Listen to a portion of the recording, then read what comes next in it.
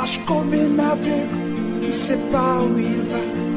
Tu marches comme un sourd qui n'entend.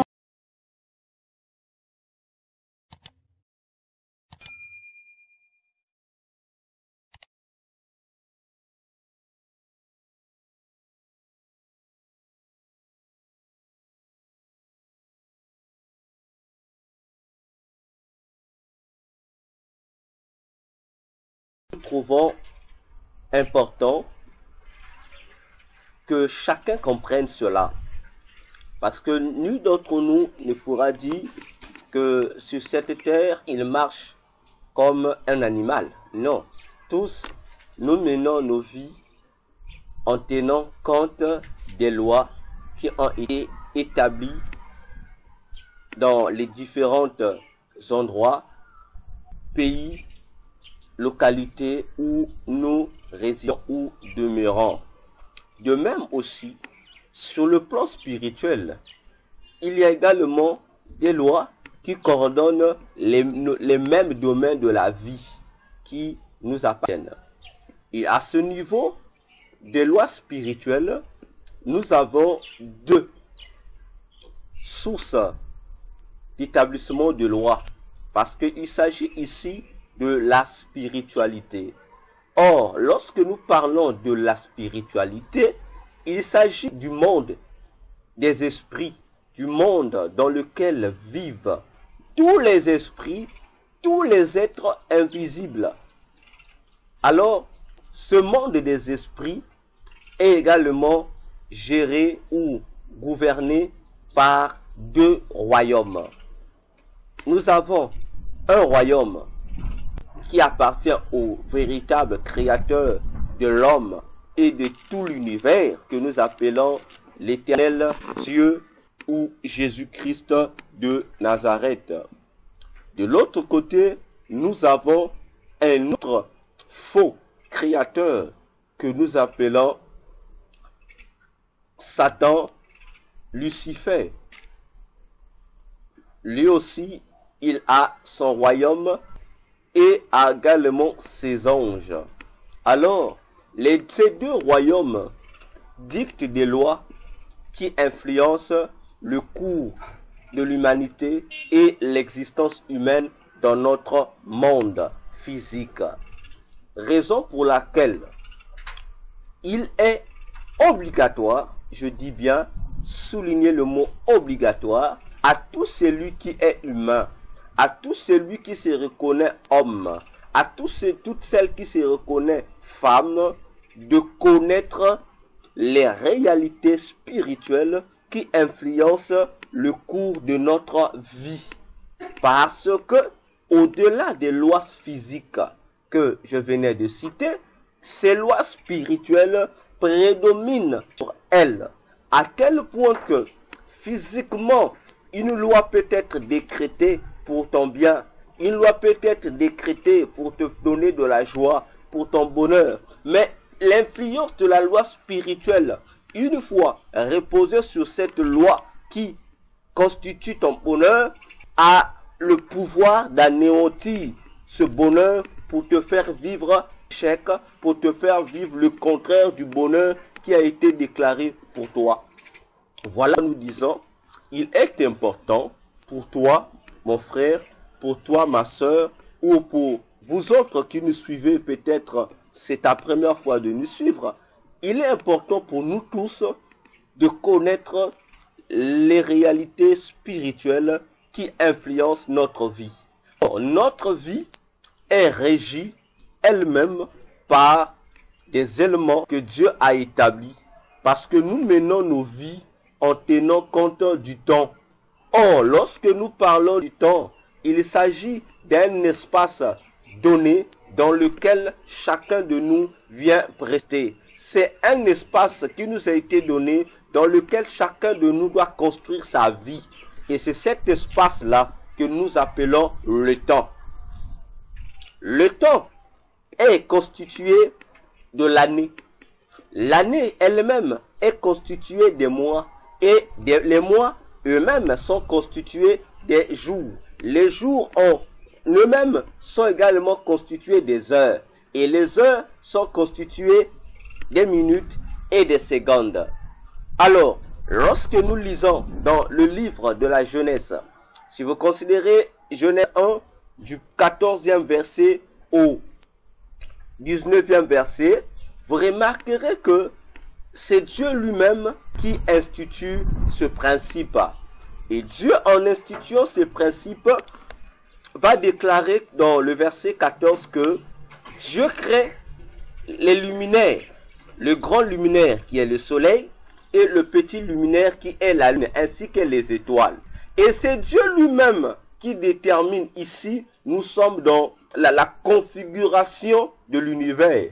Dieu déclare que le soleil et la lune, ainsi que les étoiles, doivent être des signes qui vont marquer les époques, les années, ainsi que les mois. Ce qui veut dire, du premier jour de la création jusqu'au troisième jour de la création, le système du temps dépendait avec un mécanisme que Dieu avait institué. Mais à partir du quatrième jour, Dieu va donc insérer dans ce mécanisme un nouveau mécanisme qui deviendra désormais le fonctionnement ou la fonction ou la formule temporaire qui permettra désormais aux événements mondiaux de se dérouler. Je ne sais pas si vous me comprenez. Alors, face à ça, bien-aimé dans le Seigneur, nous comprenons que dans le système du temps, il y a eu un changement. C'est là que désormais, on parlera du système solaire et du système lunaire, où tout le temps, les mois, les jours sont désormais coordonnés soit par la lune ou soit par le soleil. Et tout cela a un objectif précis, c'est nous permettre de connaître nos temps, nous permettre de connaître nos époques, nous permettre de connaître nos années, nous permettre de connaître nos mois, nous permettre de connaître la ligne des heures ou du temps. Parce que il y a un grand mystère dans cette déclaration de Dieu qui soumet la ligne du temps au fonctionnement des luminaires. Voyez-vous? Alors, puisque Satan a toujours cette haine de détruire les œuvres de Dieu, il a donc résolu avec son royaume de pervertir ce système temporel afin de détruire l'existence des âmes.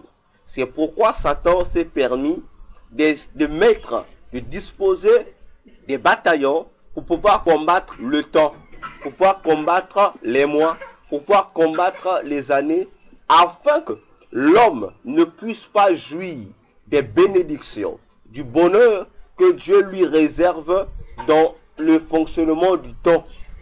Rappelons-nous, la Bible déclare que Dieu fait chaque chose bonne en son temps. Donc, toute bénédiction de Dieu dépend du temps.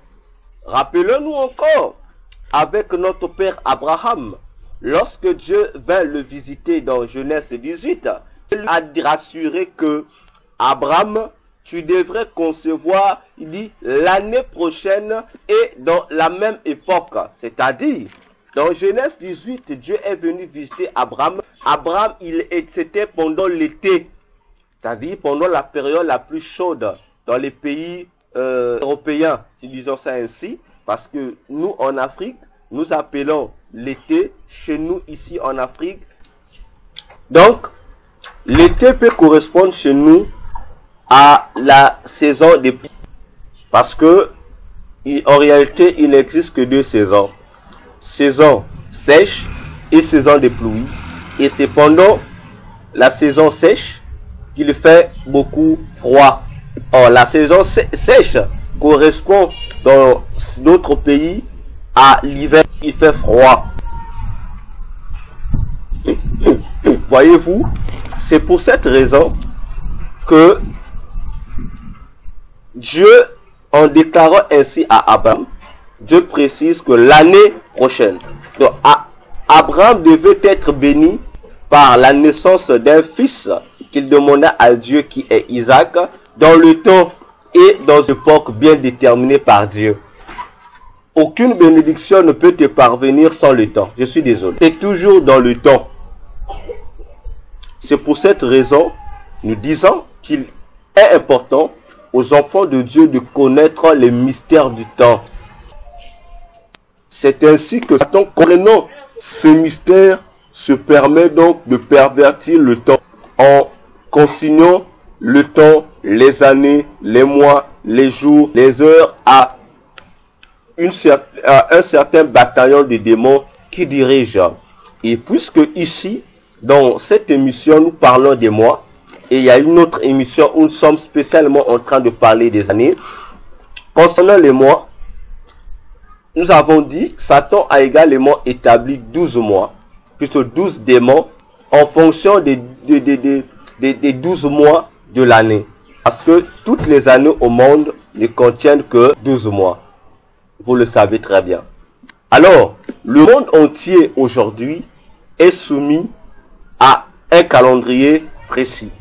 Quoique les autres calendriers existent, chaque pays, il y a certains pays qui ont leur propre calendrier, mais le calendrier de référence que nous utilisons tous, c'est le calendrier romain. Que ce soit les Juifs, quoiqu'ils ont également le calendrier hébraïque qui n'a pas les mêmes règles fonctionnelles que le calendrier romain. Vous avez également les musulmans qui ont un calendrier particulier. Vous avez également les gens de la foi baï qui ont également leur propre calendrier. Vous avez également les bouddhistes qui ont également leur propre calendrier, etc., etc. Alors, toutes les nations du monde, toutes les tribus ne sont assujetties qu'à un seul calendrier qui est le calendrier commun à tous, c'est le calendrier romain. Alors, bien aimés, vous devez vous informer que le calendrier romain que nous utilisons aujourd'hui n'a pas toujours été ce qu'il est. Dans Exode 12, vous préconsidérez le verset 1er jusqu'au verset 6e. C'est là que Dieu institua un calendrier tout particulier pour son peuple Israël. Jusqu'alors, personnellement, je ne connais pas quel était ce mois, mais seulement quel était le rang de ce mois, simplement à Israël, que ce mois-ci, c'est-à-dire le mois de Nissan ou le mois d'Abib, sera pour vous, mon peuple, le premier mois de l'année. Alors, Charles déclarait ainsi pendant qu'il était encore en Égypte. Donc, chez les Égyptiens, le mois de Nissan, je ne sais pas jusqu'alors, quel était dans quel rang. Mais pour Dieu, peu importe le rang que ce mois de Nissan occupe chez les Égyptiens, mais pour son peuple Israël, ce mois devait être le premier des mois de l'année. Le mois de Nissan ou Abib correspond à nous, juifs, à nous qui utilisons le calendrier romain au mois de mars. Donc, pour le mois de mars devait être le premier des mois. Alors, les Romains, eux aussi, ils commençaient leur année à partir du mois de mars. Suivez-moi bien, soyez attentif. Il est important que vous connaissiez l'origine de cette affaire, de la modification des mois pour la gloire de Satan. Alors, il est arrivé un jour, en l'an 46 avant Jésus-Christ, pendant que l'Empire romain était la grande puissance mondiale, un des empereurs romains, que nous appelons Jules César, va donc se décider de modifier le calendrier. En faisant quoi? Il va donc déplacer et bouleverser le rang ou la numérotation des mois. Il va donc enlever le mois de mars comme étant le premier de l'année pour imposer le mois de janvier comme étant le premier mois. Il crée un bouleversement total dans l'ordre des mois de l'année. C'est Jules César qui va donc imposer au monde entier le mois de janvier comme le premier mois de l'année. Alors qu'avant cela, le premier mois de l'année, c'était le mois de mars, conformément à la parole de Dieu. Bien-aimés dans le Seigneur, cela n'est pas en vain. Jules César ne s'est pas levé de son propre gré pour apporter ce changement dans le calendrier. Cela est prophétique. Parce que dans la prophétie de Daniel, Daniel 11, le verset 33 au verset 34, le prophète Daniel informe qu'il arrivera un temps où la bête, l'homme, le fils de Satan, que nous appelons l'Antichrist, qui sortira de Rome, il changera les temps et la loi. Or, pour changer le temps, il faudra toucher aux éléments qui constituent ce temps. Et parmi l'élément, l'outil qui coordonne le temps, qui représente même le temps, c'est le calendrier. Raison pour laquelle, en changeant ainsi, Jules César savait ce qu'il faisait. Or, c'est là que nous parlons du calendrier julien. On parlait du calendrier julien. Alors, bien aimé, il y aura une modification. Quelle sera la modification? Nous allons quitter du calendrier julien pour un autre calendrier, mais toujours appartenant aux Romains. Alors, lorsque nous sommes arrivés en 1582 de notre ère, je répète, plutôt en 1582 de notre ère, quelque chose va se passer. Les Romains vont constater que cette date-là, cette année-là avait un retard de 10 jours. Vous comprenez-moi bien. En 1582, le Romain va comprendre que cette année-là, 1582, était en retard de 10 jours. Ce calendrier était en retard de 10 jours. Alors, il va donc se chercher des voies et moyens pour corriger cette erreur. Alors, c'est là que un pape, le pape Grégoire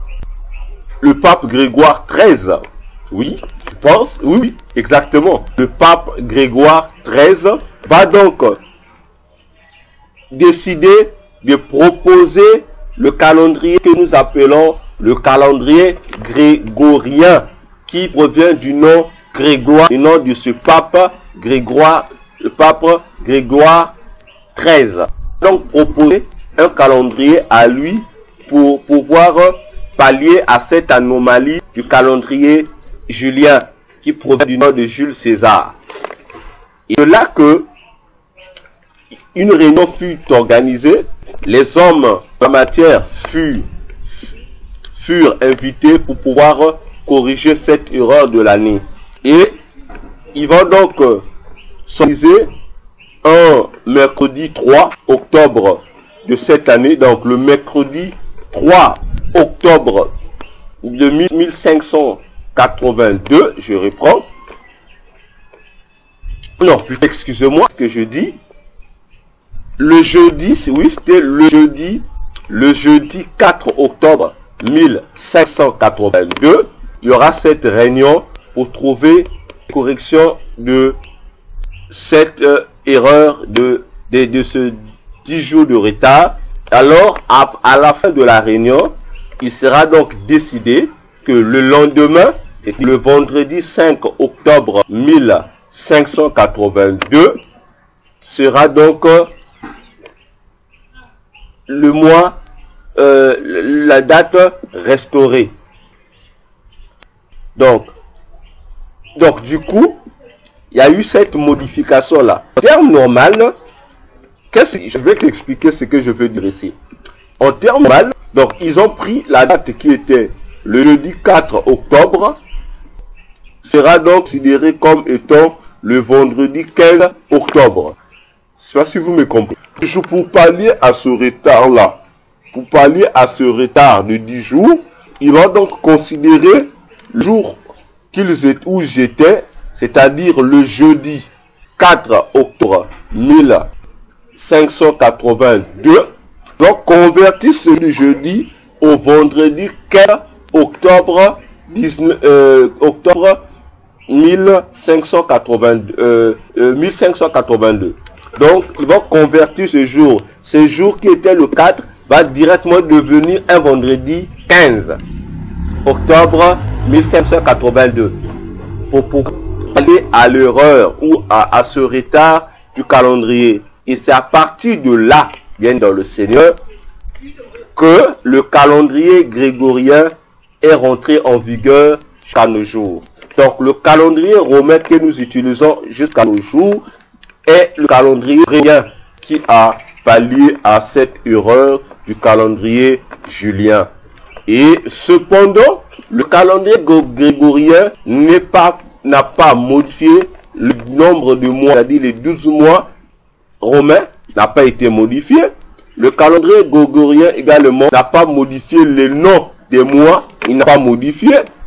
Voyez-vous, c'est resté tel que César les avait établis. Lui n'a simplement pallié qu'à l'erreur par rapport au 10 jours.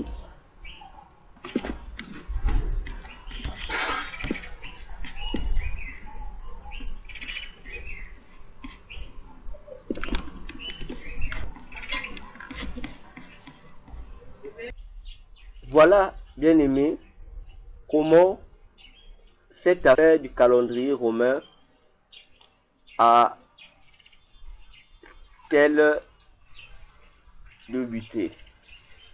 Alors, Satan également dans son royaume, comme je venais de dire tantôt, a eu à donner ces 12 mois de l'année aux esprits, à certains esprits supérieurs, afin que ces démons puissent gérer les années, les mois, afin d'influencer le cours de la vie sur terre.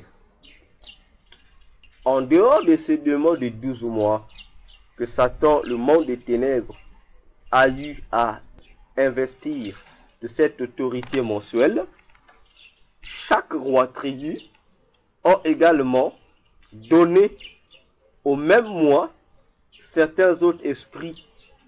Vous comprenez? Les Romains en ont fait de même. C'est pour cette raison que nous allons parler du démon qui gère le mois de février dans le monde entier. Sur le plan général, c'est ces démons. Mais en dehors de ces démons, il y a des démons que je peux dire sectionnels, à qui également ces mois ont été donnés. Mais nous parlons ici des démons responsables, officiellement connus dans le monde de Satan. Alors, c'est quoi le nom février? Le nom février, c'est un nom latin, Februarius, qui signifie purification, au pluriel. Donc, le nom février, c'est un nom latin qui signifie purification, autrement dit les purifications. Alors, le mois de février signifie donc pour les Romains le mois de la purification. Nous allons comprendre purification par rapport à quoi? Pour eux, donc dès que les Romains arrivaient au mois de février, c'était pour eux le mois de la purification. Or, bien-aimés dans le Seigneur, pour ceux qui sont spirituels, vous comprenez déjà qu'ici, il y a un problème, bien, ça ne va pas ici avec le Romain. Et ils appellent ça le mois de la purification.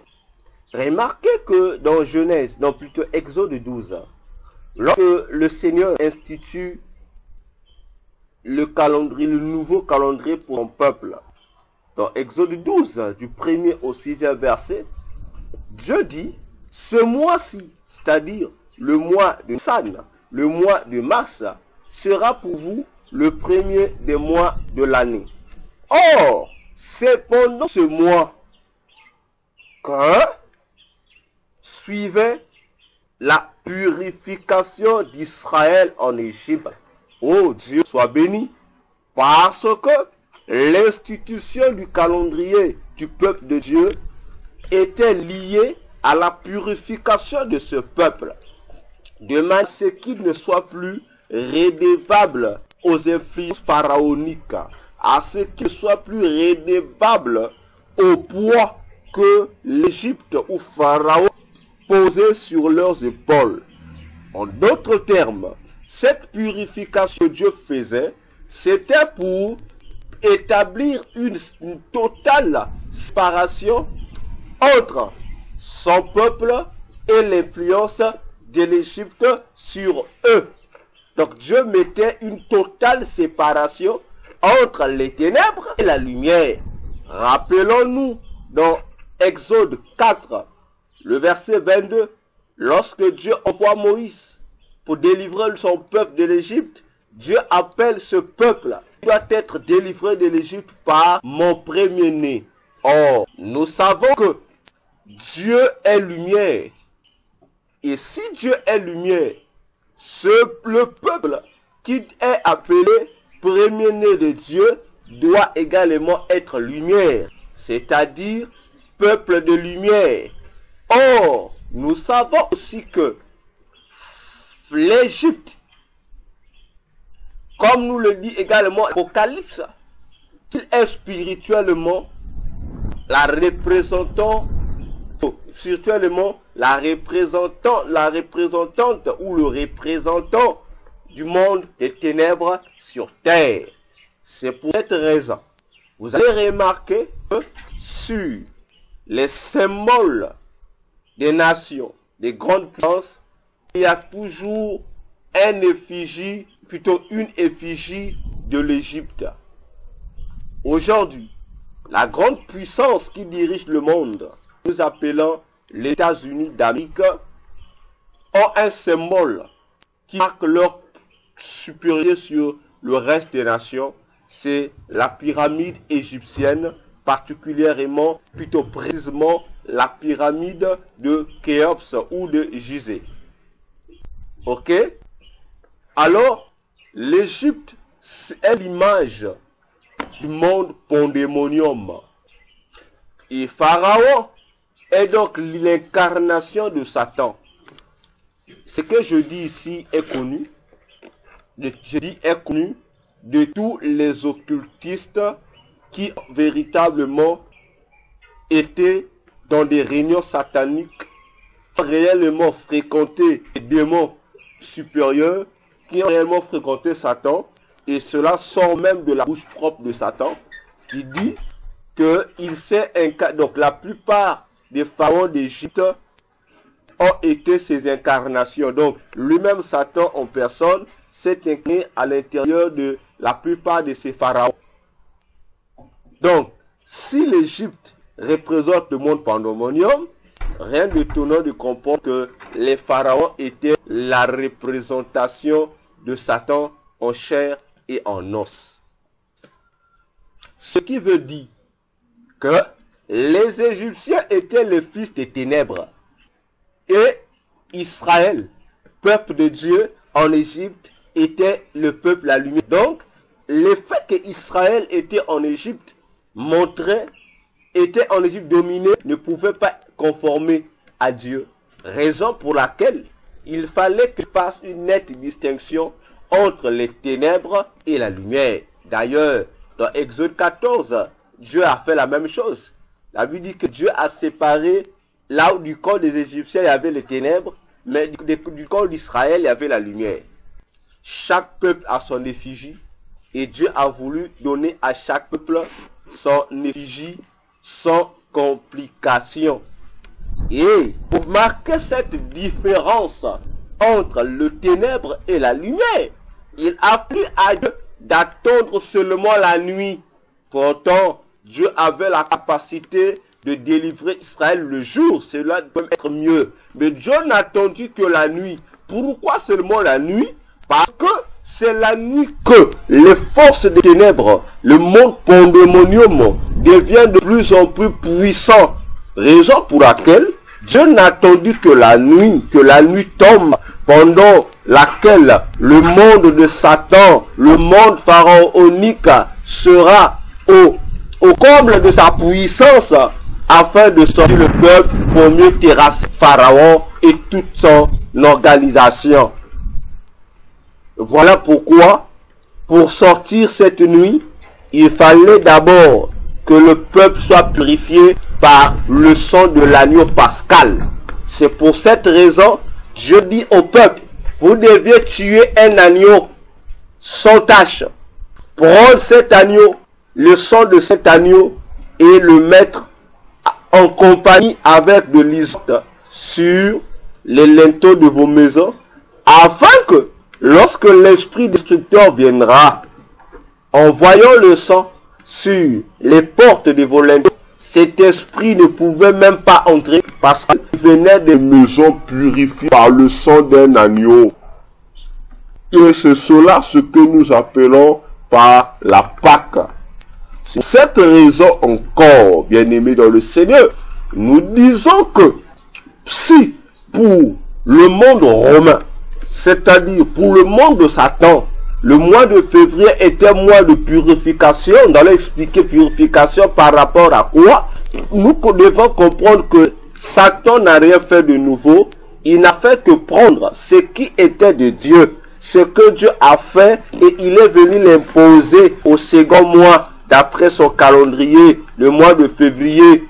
Or, nous les enfants de Dieu, nous devions comprendre que tant que nous ne sommes pas entrés en Jésus, tant que nous ne sommes pas entièrement recouverts par le sang de Jésus, qui est le véritable agneau de Dieu, qui est notre véritable Pâque, sache que, bien-aimé, tu seras toujours à la merci de la puissance de ténèbres. Donc, ce mois de février, c'est un mois où chaque enfant de Dieu, chaque chrétien doit développer le niveau de sa sanctification avec Christ.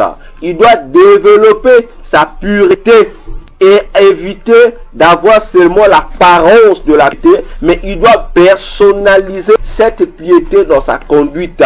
Il doit personnifier la sainteté dans sa vie, dans sa marche.